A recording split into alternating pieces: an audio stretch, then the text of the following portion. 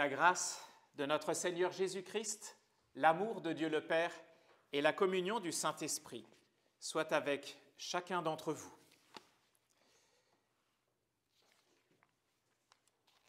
J'aimerais partager avec vous une lecture dans la lettre de Paul aux Romains, au chapitre 8, à partir du verset 18 jusqu'au verset 23. Je vous laisse chercher dans votre Bible.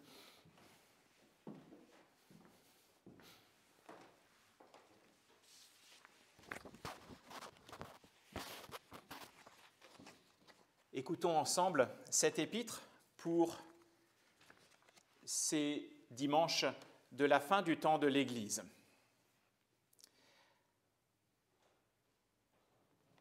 J'estime, écrit Paul, que les souffrances du moment présent ne sont pas dignes d'être comparées à la gloire qui va être révélée pour nous.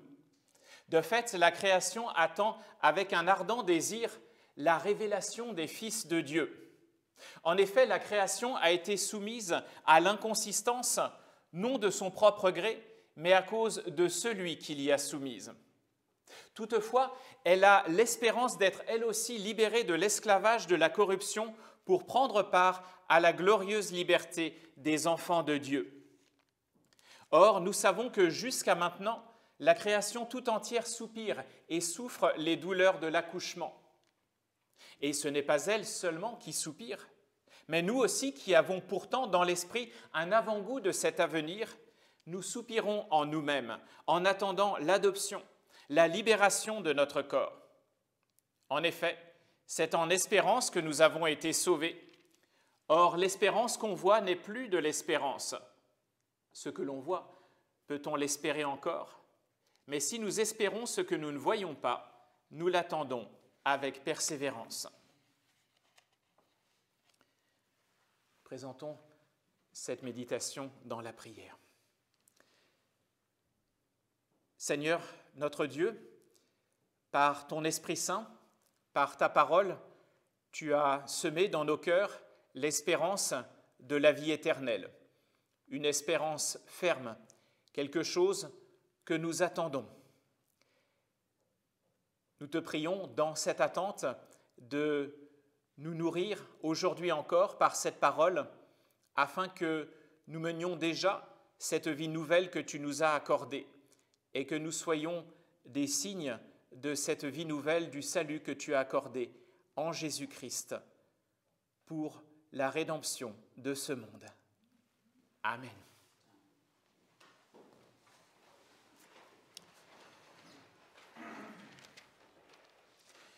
J'estime que les souffrances du moment présent ne sont pas dignes d'être comparées à la gloire qui va être révélée pour nous.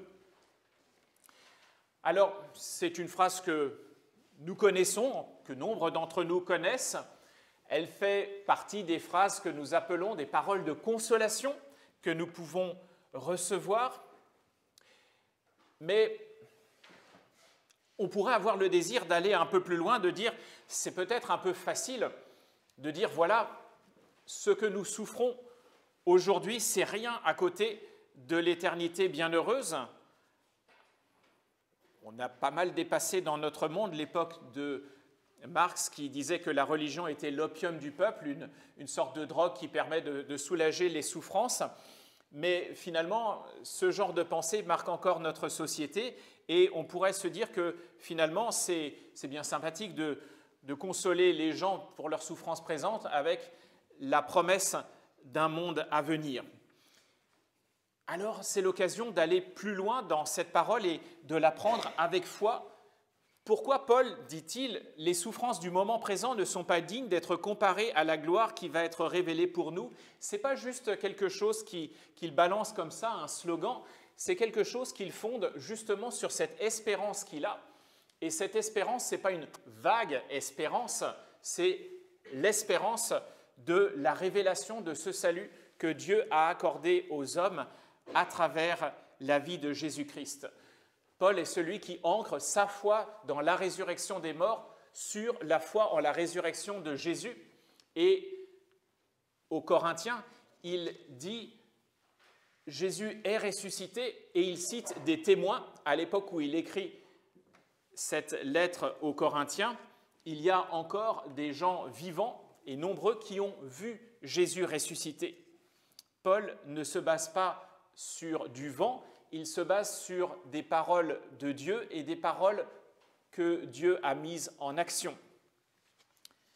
Alors ça vaut la peine effectivement de s'arrêter un premier temps à ce verset.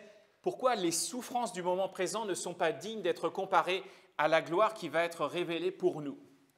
Si on regarde avant, dans la lettre aux Romains, parce que tout ça c'est une lettre, c'est un enseignement, au chapitre 5 de nos Bibles, nous allons trouver un développement sur comment le péché est entré dans le monde et avec lui, à cause de lui, la mort, donc aussi les souffrances, le mal. Et comment est-ce que, en Christ, le Seigneur a changé la donne, a mis la vie à la place de la mort, parce qu'il a mis sa grâce à la place du péché. Et Paul écrit, là où le péché a abondé, la grâce a surabondé. Pourquoi? Parce que lorsque nous recevons la grâce, le péché, c'est pour ce monde-ci, c'est pour notre vie ici. Mais la grâce, c'est ce qui nous ouvre la porte de la vie éternelle. La grâce, elle est pour la vie éternelle. Et qu'est-ce que notre existence terrestre comparée à l'éternité, à la vie éternelle? Dans la dynamique de grâce et de vie qui est la volonté du Dieu vivant pour les humains, qu'est-ce qu'une vie terrestre au regard de l'éternité bienheureuse? Que sont les péchés que Dieu a effacés par le sang de Jésus, qu'il veut jeter au fond de la mer, qu'il veut oublier, selon différentes paroles du Seigneur dans les Écritures, au regard des œuvres qui nous suivent, dont il est question, par exemple au livre de l'Apocalypse, de ce que nous aurons fait selon la volonté du Seigneur, dans le même amour que lui, et dont on se souviendra dans l'éternité. Nous en avons eu une illustration avec la parabole que nous avons entendue tout à l'heure. Ces hommes qui avaient reçu 5 ou 10 talents, des sacs d'argent, et qui les avaient fructifiés, et qui sont entrés dans la joie de leur maître avec ces talents qu'ils avaient fait fructifier. Qu'est-ce que le néant? Parce que c'est un mot que la Bible emploie pour le péché, pour l'œuvre de Satan aussi. C'est de la vanité, du vent, c'est du néant. Cela ne mène à rien, cela mène même au néant, justement. Qu'est-ce que c'est comparé à l'éternité de la communion avec Dieu, dans la louange, dans ce qui est bon, dans le bonheur? Oui, qu'est-ce que le néant où veut nous conduire Satan comparé au royaume de Dieu? Même le mal, explique Paul aux Romains, même le mal, Dieu le tourne en bien. Ce n'est pas une nouveauté qu'il sort, puisque bien avant, un certain Joseph, fils de Jacob, avait dit cela à ses frères: vous avez médité de me faire du mal, Dieu l'a changé en bien. Même le mal qui peut se commettre dans le monde, le Seigneur, par sa grâce, peut le tourner en bien. Alors oui, les souffrances du monde présent ne sont effectivement pas dignes d'être comparées à la gloire qui va être révélée pour nous. Paul nous place dans une dynamique d'espérance et il veut fixer nos yeux vers la gloire qui va être révélée pour nous.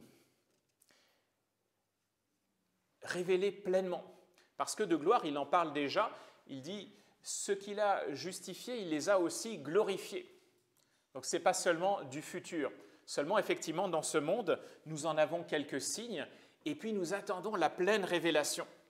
Et c'est de cela qu'il veut parler dans ce passage. C'est à cela maintenant que nous avons entendu cette introduction que nous pouvons aussi venir. Et dans ce contexte, fixant nos regards vers la gloire qui va être révélée, Paul prend à témoin la création, je veux dire le reste de la création, il y a les humains et puis il y a le reste de la création, on pourrait dire terrestre, matérielle, visible, les choses visibles comme nous disons dans le symbole de Nicée.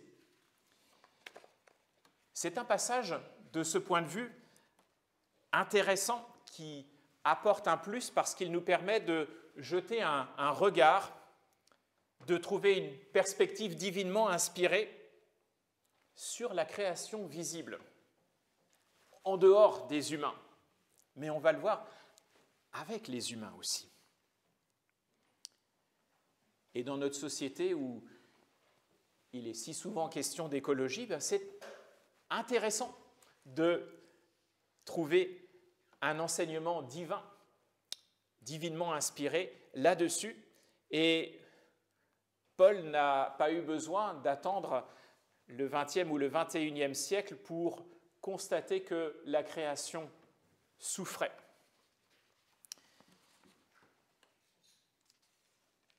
Paul écrit « La création attend avec un ardent désir la révélation des fils de Dieu. En effet, la création a été soumise à l'inconsistance. » L'inconsistance, c'est encore ce mot vanité, néant.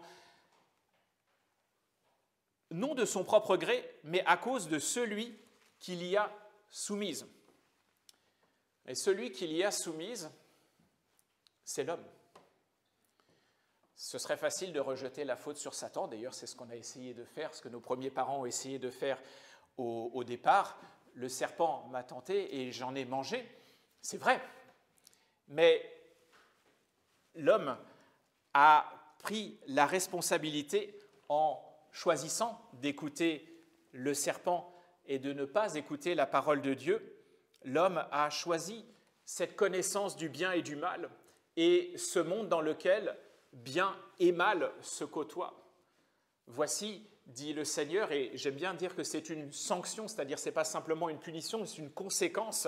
Le sol sera maudit à cause de toi, il te produira des ronces et des épines. La terre, tu as choisi le bien et le mal, la terre, elle va te donner du bien et du mal, du bon et du mauvais. La création a été soumise à ce régime de bien et de mal, elle qui était faite pour produire de bons fruits, elle y a été soumise du fait de l'homme. Là encore, on n'a pas attendu les discours d'aujourd'hui pour parler de la responsabilité de l'homme dans les malheurs de l'environnement. L'homme, Adam, pour le nommer, on peut y adjoindre Ève, mais c'est Adam dont parle Paul dans son épître, le responsable, celui à qui la création avait été confiée. Et Paul de rappeler dans ce chapitre 5 de l'Épître aux Romains, que j'ai déjà cité tout à l'heure, que tous meurent en Adam. Et maintenant, ce qu'il est en train d'expliquer, c'est que ce n'est pas seulement les humains qui meurent, mais aussi les autres créatures. Tous meurent en Adam, c'est-à-dire à cause du péché d'Adam et de ses conséquences à travers l'histoire.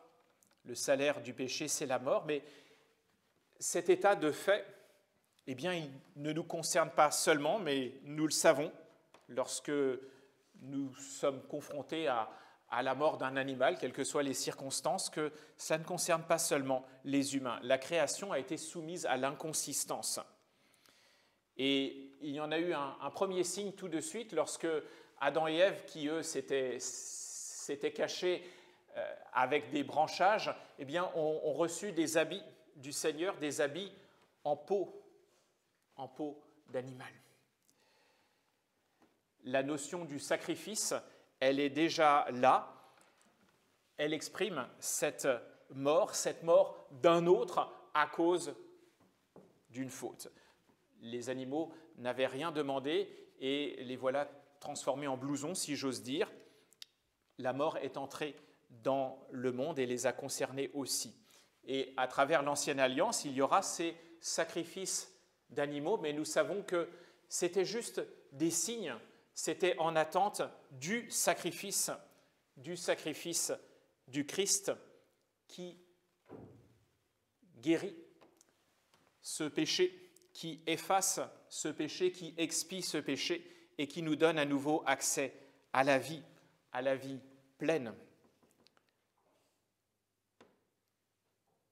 Le Christ, l'homme qui assume la responsabilité de l'humanité.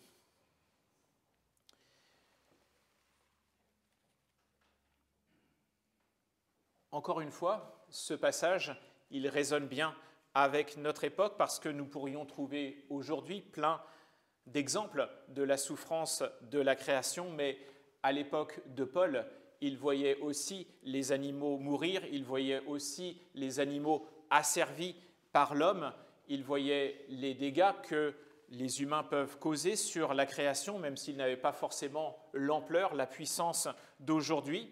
Il voyait une création où il y avait des tremblements de terre, une création où il y avait des catastrophes naturelles, ils en étaient conscients aussi à l'époque, et même bien avant, dans la loi de Moïse, le Seigneur avait pris des dispositions pour protéger la création, pour modérer l'impact de l'humain sur notamment le monde animal. La création a été soumise à l'inconsistance, non de son propre gré, mais à cause de celui qui l'y a soumise.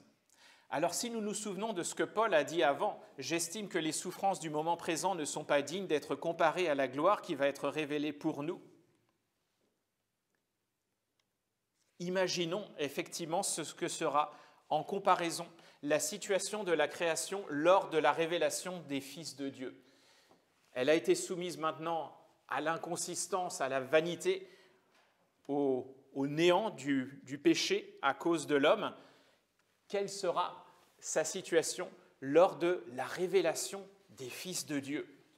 En effet, toutefois, dit Paul, elle a l'espérance d'être elle aussi libérée de l'esclavage de la corruption, de cette mortalité, pour prendre part à la glorieuse liberté des enfants de Dieu.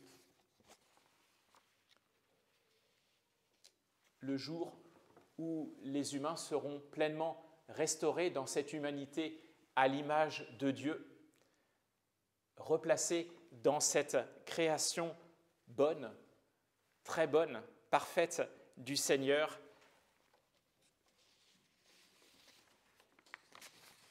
La création, nous dit Paul, elle attend ce moment. Nous savons, dit-il même, que jusqu'à maintenant, la création tout entière soupire et souffre les douleurs de l'accouchement. Soupir, se languir de cette délivrance, de cette libération, de cette liberté que les humains partageront avec la création selon la volonté du Seigneur. Et c'est vrai qu'on pense souvent au ciel lorsqu'on parle éternité, mais dans l'Ancien Testament, au prophète Ésaïe, il faut se souvenir aussi de la description de la nouvelle terre qui fait partie des prophéties sur au-delà de la fin des temps, sur le but que le Seigneur nous fixe. Dans l'Apocalypse, il est d'ailleurs rappelé que le Seigneur fait de nouveaux cieux et une nouvelle terre. La création, dit Paul, elle soupire. Elle a l'espérance d'être libérée de l'esclavage de la corruption pour prendre part à la glorieuse liberté des enfants de Dieu. Elle souffre les douleurs de l'accouchement, des douleurs, mais des douleurs qui vont vers une délivrance et vers une délivrance porteuse de vie, porteuse de joie. Des douleurs de l'enfantement qui, en ce qui me concerne, mais ça c'est pas parole d'évangile, me font penser à ces tremblements de terre dont on dit parfois qu'ils deviennent de plus en plus fréquents ou de plus en plus violents, comme les contractions avant l'accouchement. Nous aussi, dit Paul, nous soupirons. Nous aussi, nous nous languissons. Nous avons cette espérance. C'est intéressant que on pourrait penser qu'il va dire la création aussi, elle soupire, mais il dit aussi, nous aussi, nous soupirons. Et de soupir, il va en parler plus tard, lorsqu'il parlera des soupirs de l'esprit qui présentent ainsi nos prières à Dieu. Donc, c'est vraiment des fruits de l'espérance qui est placée en nous. Ce sont Ce sont des soupirs inspirés, si j'ose dire. Nous soupirons en attendant l'adoption, la libération de notre corps. Je croyais qu'on était déjà adoptés. Par la parole de Dieu, nous avons reçu le pouvoir d'être enfants de Dieu. Nous sommes nés de nouveau, d'eau et d'esprit, dans le baptême, comme enfants de Dieu, notre Père. Alors pourquoi, en attendant l'adoption, en attendant la révélation pleine de cette adoption, la révélation des fils de Dieu, le jour où on verra vraiment, pleinement, que nous sommes enfants de Dieu, que nous ressemblons à Dieu, notre Père. Ça, on le voit un peu chez nous, mais là, on le verra pleinement. On le voit un peu parce que nous sommes toujours marqués par le péché. Ça se voit aussi au physique, au fil du temps, parce que nous sommes encore marqués par la mortalité. Et voilà que Paul parle de la libération de notre corps. La libération de notre corps. Paul aussi a des développements dans l'Épître aux Romains à ce sujet.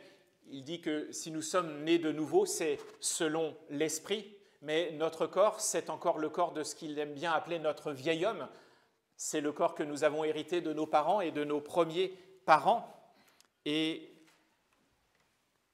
Paul parle même d'asservir ce corps, que notre humanité nouvelle, notre esprit puisse asservir ce corps.